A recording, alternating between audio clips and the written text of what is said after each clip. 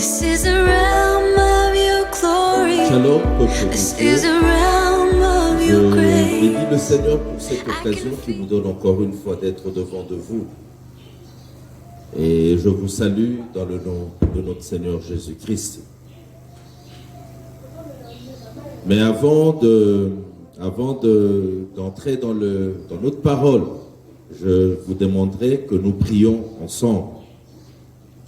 Notre Dieu, merci pour ces instants. Je te bénis, Seigneur, toi, ton nom est saint.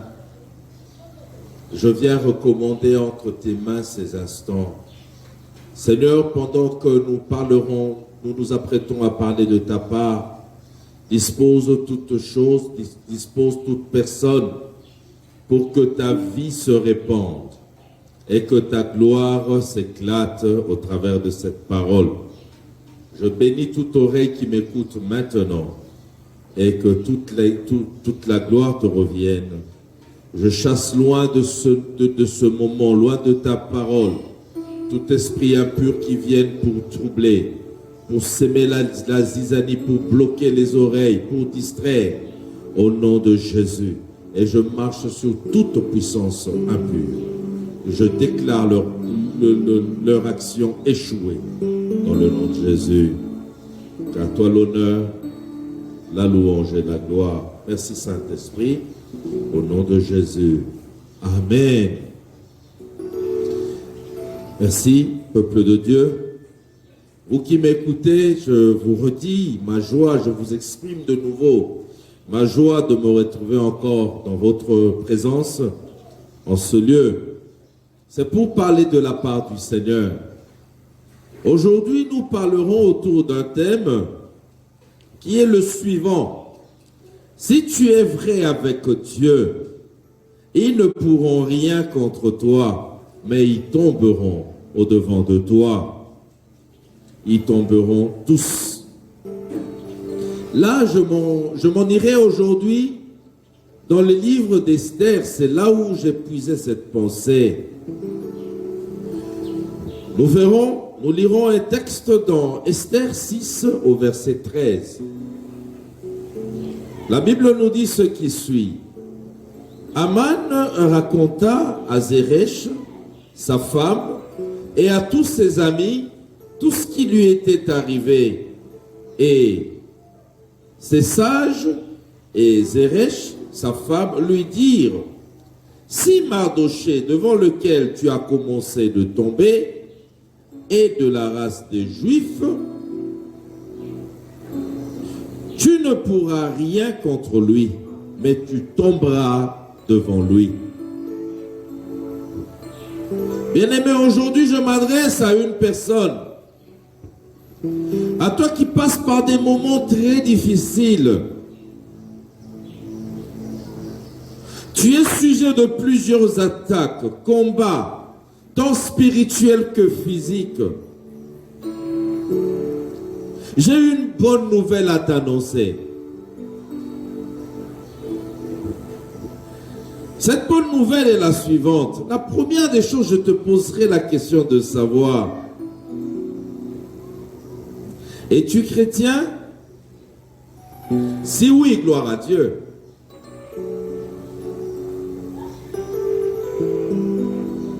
Si oui, gloire à Dieu, bien-aimé. Si c'est non, voilà l'occasion pour toi. Donne ta vie à Jésus. Ce que j'ai à te dire, c'est que si tu es vrai avec Dieu, quelle que soit la nature des combats ou des attaques que tu subis de la part de l'ennemi, ils ne pourront pas te vaincre. Ils n'auront pas l'autorité sur toi. Ils tomberont tous. Ils tomberont tous. Voilà la bonne nouvelle. Les attaques là ont pris de l'ampleur.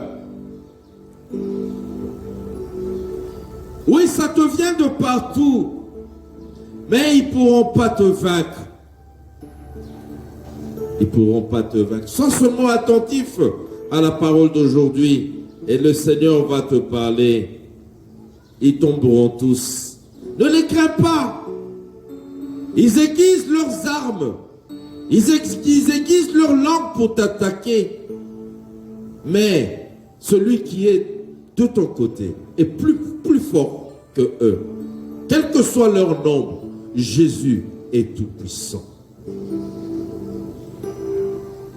Pour aborder en profondeur notre texte, nous parlerons sur trois points.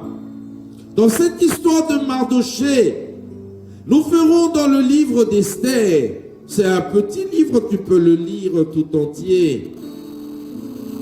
Nous verrons, premièrement, Mardochée était vrai avec Dieu. Ça sera notre premier point. Nous décortiquerons comment est-ce que Mardochée était vrai avec Dieu. Nous épinglerons là quelques points pour démontrer que Mardochée était vrai avec Dieu. Notre deuxième point, ça sera le plan de Haman contre Mardochée. Nous expliquerons brièvement ce plan-là que Haman avait fourbi contre Mardochée. Et au troisième point qui sera le dernier, nous parlerons de la victoire de Mardochée sur Haman. Gloire au Seigneur. Pour aborder notre premier point, bien-aimés, qui est celui de dire, dans lequel nous verrons que Mardochée était vrai avec Dieu.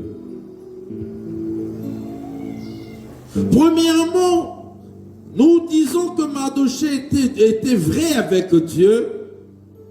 Notre premier point que nous épinglons, c'est que Mardochée ne prenait pas part aux œuvres des ténèbres, mais il est condamné.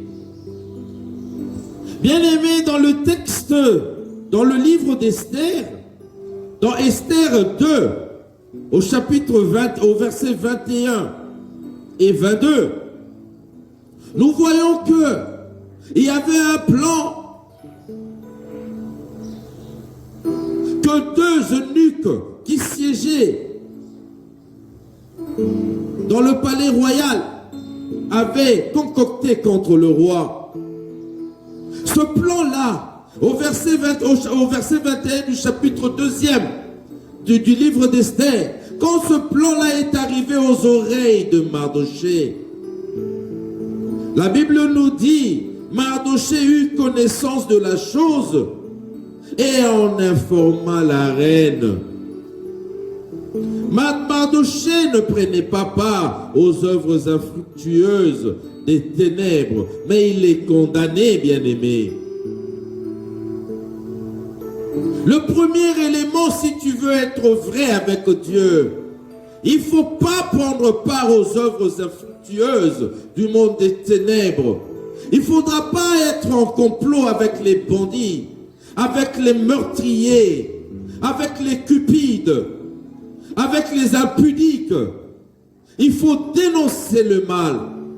Avec les occultistes, il faut dénoncer et condamner tout ce mal-là.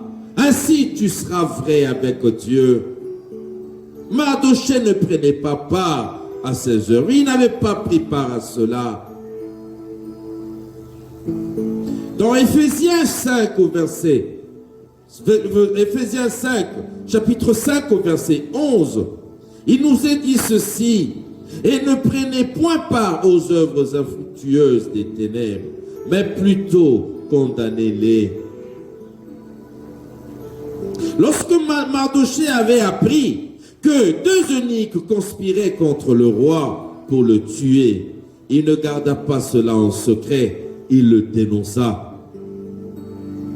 Il le dénonça.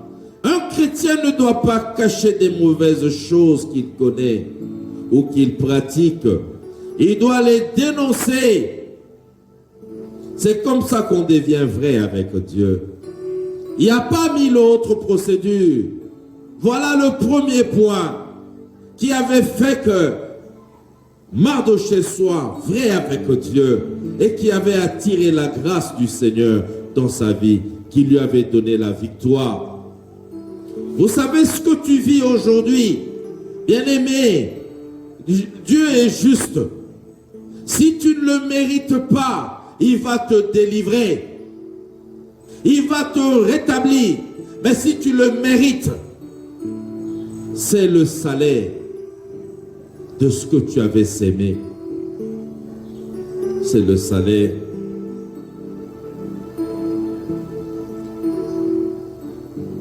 Un chrétien doit dénoncer. Il doit dénoncer.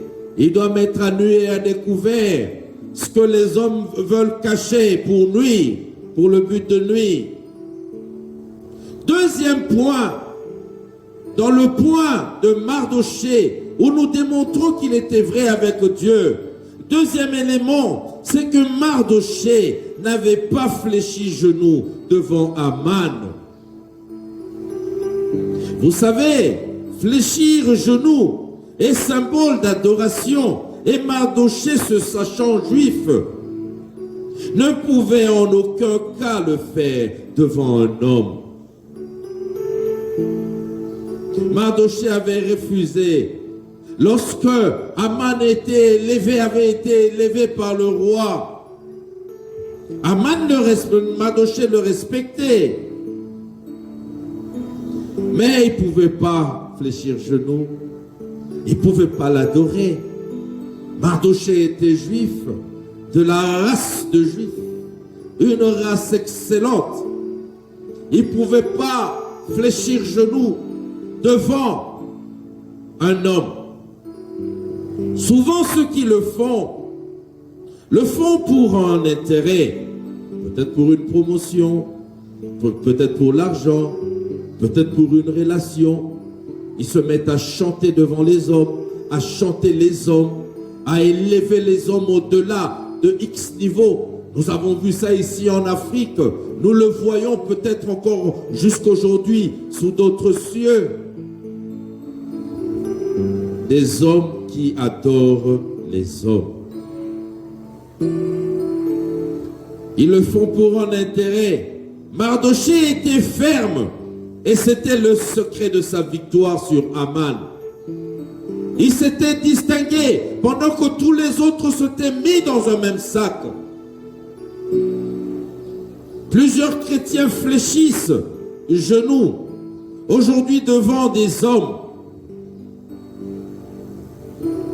Les biens, tu fléchis genoux devant un homme, devant je ne sais pas moi, une statue, à cause des intérêts que cela leur rapporte. Se trompant dans des compromis. Par cela, tu vas tremper dans des compromis. Tu fais des choses que le Seigneur n'aime pas. En élevant les hommes pour cet intérêt-là, tu es allé faire ce que tu sais que tu as posé comme acte.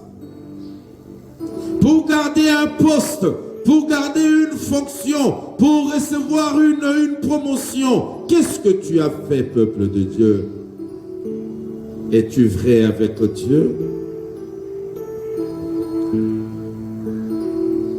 Tu es entré dans ce compromis et tu as perdu ton identité de chrétien ou tu l'as sali. Réponds-toi, bien-aimé, sinon tu n'auras pas de victoire. Tu as perdu ton identité à cause de la fonction, à cause de l'argent. Si tu vis ainsi, tu n'auras jamais de victoire. Jamais. Celui qui vit une double vie, celui qui vit dans le compromis, quand l'adversité arrive, il tombe. Es-tu de la race des Juifs? Es-tu un vrai chrétien? Deuxième point, nous verrons le plan de Aman. À notre deuxième point, nous allons voir brièvement, quel était le plan de Aman. Vous savez qui est Aman? En lisant dans les Écritures, dans Esther 3, verset 1er, on l'appelle qu'il était descendant, on dit qu'il était Haggite. Les Haggites, il était Agagite. les descendants des Amalécites. Agagite, c'est celui qui descend de Agag, mais nous savons, quand nous suivons la lignée, les Agagites descendent des Amalécites, historiquement ennemis des Juifs. Lorsque Aman fut élevé, il voulait que tout le monde se prosterne. Que tout le monde se prosterne à lui. Ce dernier voulut, voyant le refus de Mardochée, voyant que Mardochée ne fléchissait pas à genoux, ne se prosternait pas au-devant de lui, il a fourbi, il a monté un plan pour tuer Mardochée. Aman voulait prendre la gloire de Dieu. Aman cherchait à ce que la gloire qui devait revenir à Dieu lui revienne à lui. Vous, autorité, toi, chef, n'envie pas la gloire de Dieu. Ne cherche pas ce qu'on te donne, la gloire qui doit revenir à Dieu. Cela énerve Dieu. Et c'est cela qui sera la base de ta chute. Si une autorité commence à prétendre, à envier la gloire au-delà de mesure, c'est là où il signe son arrêt de mort. C'est là où il commence à chuter. Aman voulait cette gloire-là. Oui, c'est tentant. Pendant qu'il y avait déjà d'autres qui ployaient genoux, il y avait d'autres qui fléchissaient déjà genoux au-devant de lui. Mais Aman, mais Mardochée avait dit, je resterai fidèle à mon Dieu. Je resterai fidèle à mon Dieu. Lorsque nous décidons de craindre Dieu, de lui obéir, cela nous attire une adversité. Bien-aimé, Mardochée avait décidé, un peu comme Daniel, qui avait décidé, advienne que pourra. Mais cela lui a attiré la colère de Aman. Voilà que Aman avait concocté un plan pour éliminer pas seulement Mardochée, mais toute la race juive. Quel plan dangereux! Quel plan audacieux! L'ignorance de Aman lui a fait faire des bêtises qui a tourné à son malheur. Au troisième point, nous verrons la victoire de Mardochée sur Aman. Mardochée a vaincu Aman. Mardochée ne s'est pas battu contre Aman avec les coups de poing, non. Il est resté obéissant à Dieu. Victoire, troisième point, victoire de Mardochée sur Aman. Quand Mardochée, bien-aimé, avait appris la conspiration contre les Juifs, le premier élément, si Mardochée est arrivé au point de gagner face à Aman, je vous ai dit tout à l'heure que c'est parce qu'il était vrai avec Dieu. Mais pas seulement ça. Mardochée, quand il a appris la nouvelle, qu'il y avait un plan qui était là contre le juif, contre lui et contre les juifs, Mardochée a ployé genoux. Mardochée a fléchi genoux. Il a déchiré ses habits. Il a porté le sac, signe d'humiliation devant du Seigneur. Signe d'humiliation. Face à tout ce qui t'arrive, est-ce que tu pries, frère, sœur? Est-ce que tu pries? Oui, la Bible nous dit, le malheur atteint souvent le juste, mais l'Éternel l'en délivre toujours. Il va te délivrer quand toi tu crieras à lui. Il est bon Comme aussi tu peux être distrait, mais lui te délivre. Mais cela n'est pas bon. Dieu aime que nous crions à lui. Il aime ça. Mardochée, quand il avait appris cette conspiration, il avait déchiré ses vêtements. Il s'était humilié et il a prié. Il a jeûné et prié. Lui, il avait commencé son jeûne bien avant même qu'Esther et lui décrète ces 3 jours de jeûne. Lui, il était déjà dans l'humiliation et dans la prière. Et voilà que ça a fait que, après ce temps de prière, le roi, un bon jour, il est allé dormir. Le roi ne trouvait pas de sommeil. De l'autre côté, Aman s'était dit ayant vaincu, mais la main de notre Dieu est au-dessus de toute puissance. Et au-dessus de toute puissance. Toi, tu dors là. Toi, tu pries là. Mais le Seigneur combat pour toi de l'autre côté. L'Éternel combat pour toi. Le roi se souvint de lui et il éleva Mardochée. Vous savez, le plan là de l'assassinat du roi que Mardochée avait dénoncé méritait une élévation, méritait un titre d'honneur, méritait une couronne. Mais cela n'était pas fait. Mais quand Mardochée a prié, le roi s'est souvenu. C'était dans le plan de l'écrasement, dans le plan d'écrasement de Aman.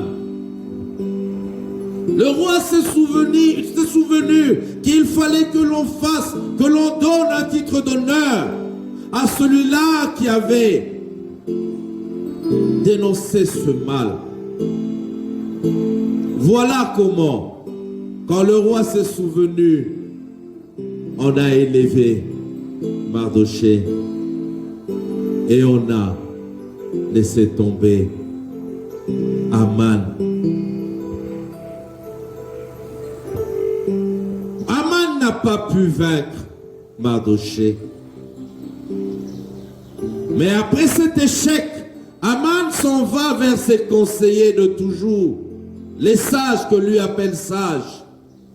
Ceux qui lui ont conseillé, qui lui avaient donné ce conseil d'aller attaquer les Juifs. Ces sages-là et sa femme, il est allé vers eux pour leur raconter ce qu'il venait, l'humiliation qu'il venait de vivre.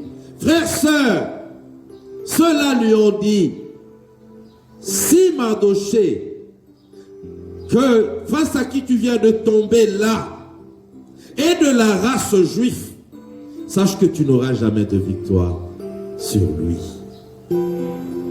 C'est une vérité, bien-aimée. C'est ce que nous avons vu.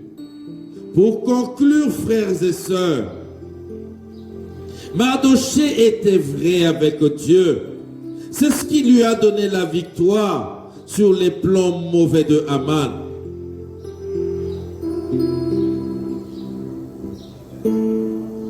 Si tu es vrai dans ta marche avec Jésus, malgré tes adversités, malgré tes ennemis, malgré des attaques ça et là, tous tes ennemis tomberont devant toi. Tiens seulement ferme. Mardochée avait tenu ferme. Il y avait des gens qui le menaçaient ça et là pour qu'il penche, qu'il lâche, qu'il abandonne sa fermeté, pour qu'il fléchisse le genou devant Aman. Non, il était resté ferme. Alors Dieu a défendu sa cause.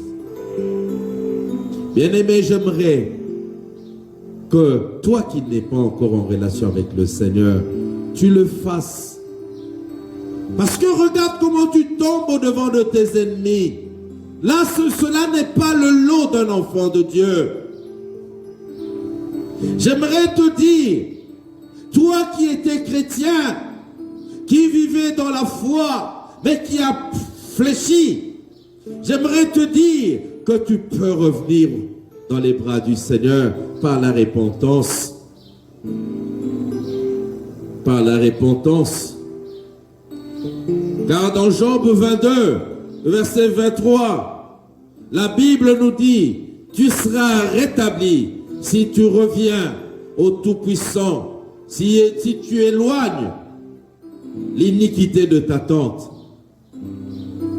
Que Dieu soit loué. Attache-toi à Dieu et tu auras toujours la victoire sur tous tes ennemis. Gloire et louange à notre Seigneur Jésus. Que Dieu bénisse tout celui qui a écouté cette parole. Au nom de Jésus. Amen. This is Nous a allons realm prier. of Seigneur your notre Dieu, glory. merci pour ce This instant. is a realm Tu nous of as your parlé, Seigneur. grace. Ta I parole can est feel your forte. mighty Reste power, Qu'elle and it's ressuscite. moving in Qu'elle this Qu'elle nous fasse place. beaucoup de bien. Dans le nom de Jésus. Amen.